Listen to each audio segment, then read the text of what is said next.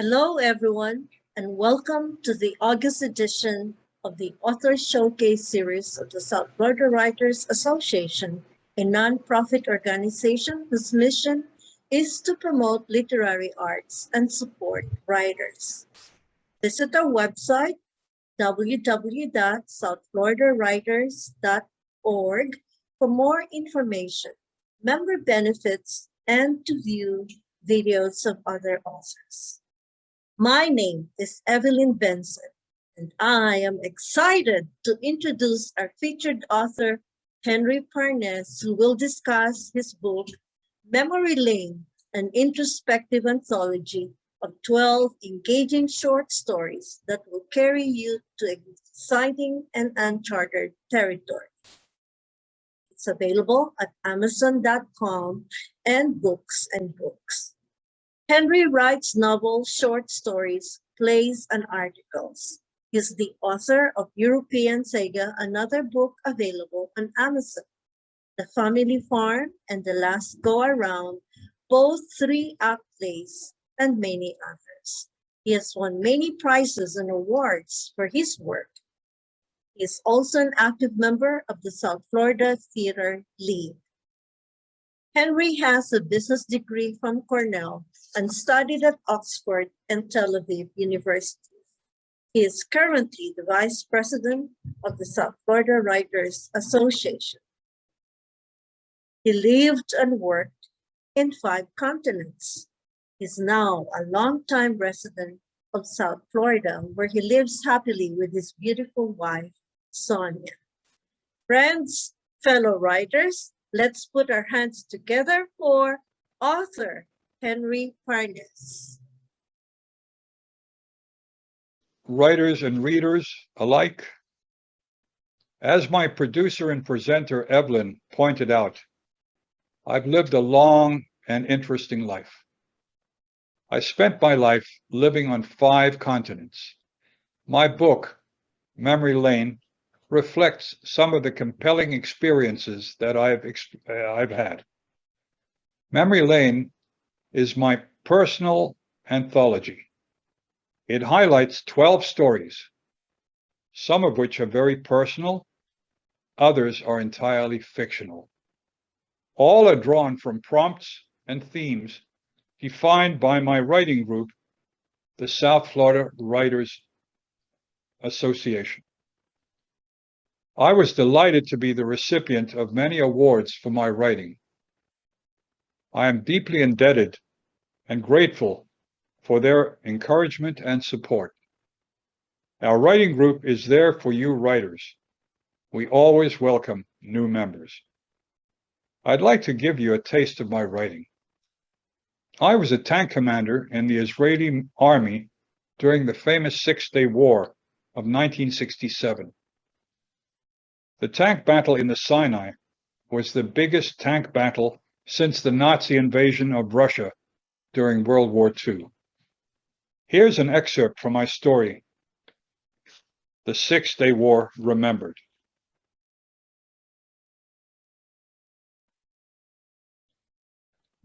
A day later, after breaking the back of the Egyptians' defensive positions designed by the Russians, our tank brigade was involved in a wild, headlong race in the dark to reach the Mitla and Gidi passes through the Sinai Mountains. The passes were the Egyptian military's only escape routes to get to the Suez Canal and across the bridges to safety in Egypt. Our tank was in the middle of a mass of other tanks, both Egyptian and Israeli, galloping across the desert side by side, plowing up clouds of dust in pitch blackness. We didn't know whether the tanks on either side of us were ours or Egyptian. There was a humorous episode during that long night. The Egyptian tankers were constantly chatting with one another. I guess that they were encouraging each other after being bludgeoned by our blitzkrieg. They were fleeing for their lives. One of my crew was from Egypt. He spoke Arabic with the distinctive Egyptian dialect. I gave him my headphones, and he translated what they were saying. I asked him to participate in their conversation. He told them that the hated Israelis had special deadly weaponry in their tanks and planes, and that there was no way to avoid their shells and rockets but to welcome death. It was psychological warfare of the first magnitude. After a half an hour of banter, he launched into a spate of the spiciest of Arabic swear words.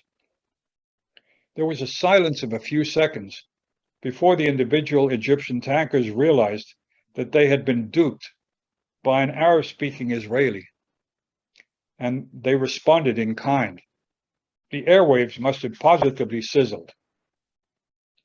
Now I'm going to go to the end of this story. It's right after the war is winding down, and I launch it by saying the following. The day was beautiful, pleasantly hot, just a few clouds in the sky. On the scorched earth, the view was not a pretty one.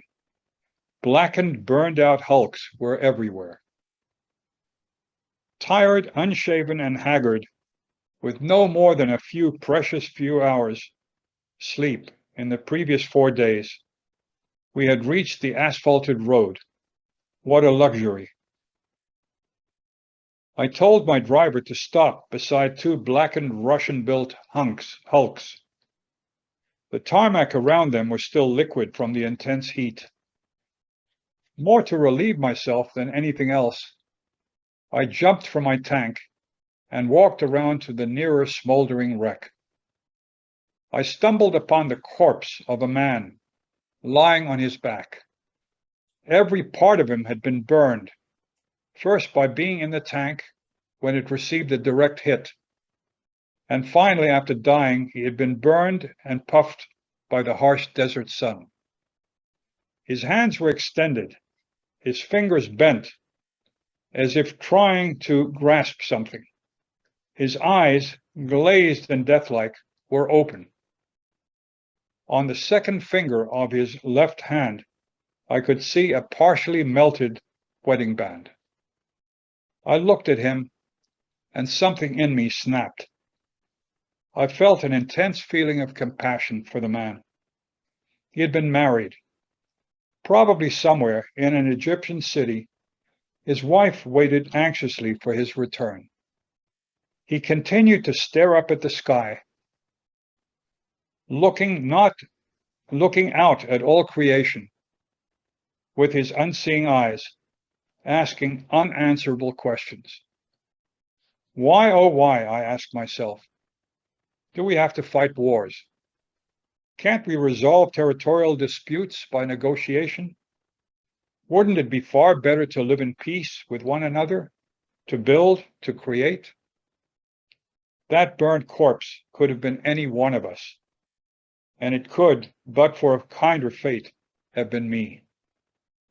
Extreme sleeplessness, futility, and an overwhelming sadness overcame me.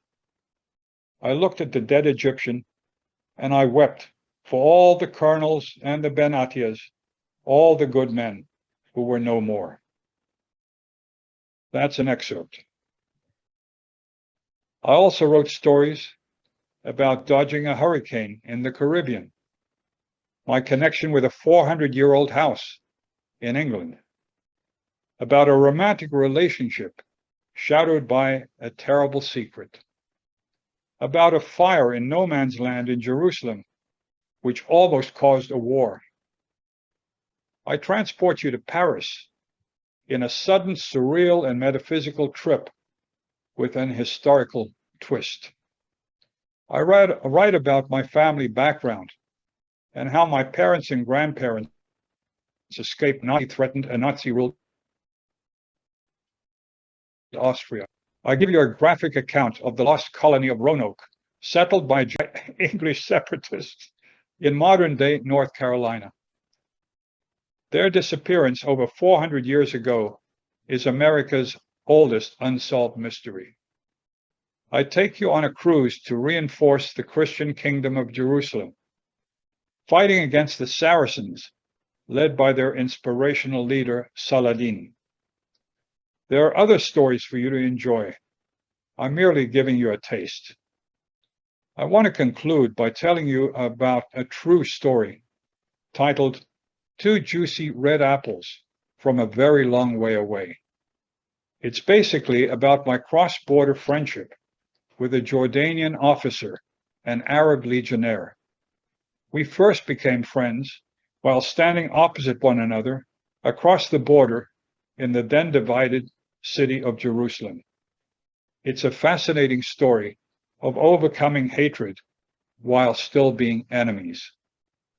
I'm going to read you an early excerpt.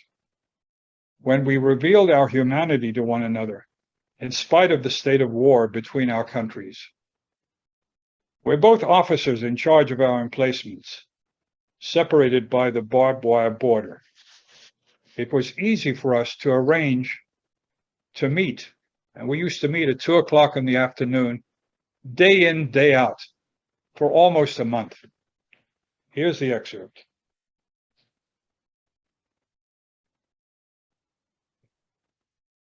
He was silent for a long while, lonely in his thoughts, standing on the edge of his roof, his weapon slung across his shoulder. Then he looked up. Henry, I would like to ask a favor of you. It's something very unusual. He had addressed me by my name for the very first time. That for him was a big concession, as conservative as he was. Mustafa told me he was a smoker, and that he craved a pack of Israeli cigarettes. Not only for the reason you suspect, I have another. I told him he'd be very disappointed. Regular Israeli cigarettes were on the whole pretty ordinary. I had taken up smoking for a while in my kibbutz, and I knew what I was talking about. He smiled, saying the other reason that he'd love to show an Israeli pack to his men in his emplacement and take it to his wife. I understood him. Although our countries were neighbors, having something from Israel would be the equivalent of his having authentic moon rocks in his possession, from the far side of the moon, no less. Are you serious? Are you thinking what I'm thinking? I asked Mustafa. If you mean throwing the pack over to me, yes, that's what I'm thinking. I considered the wisdom of doing this, in contravention of military protocol and rules. We could both be in real trouble if we get caught. I mean, very serious trouble. Correct, if we get caught, he emphasized. But we could get out with it. Get away with it, I corrected him. Right. And what would you like me to send over to you in exchange? He spoke as if the transaction was a foregone conclusion, that the likelihood of getting caught was so remote, it wasn't even a factor in our decision.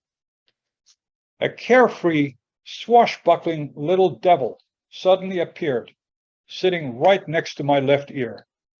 He had swiped away the careful, cautious angel who had formerly been sitting there, sending it flitting and spinning to the ground.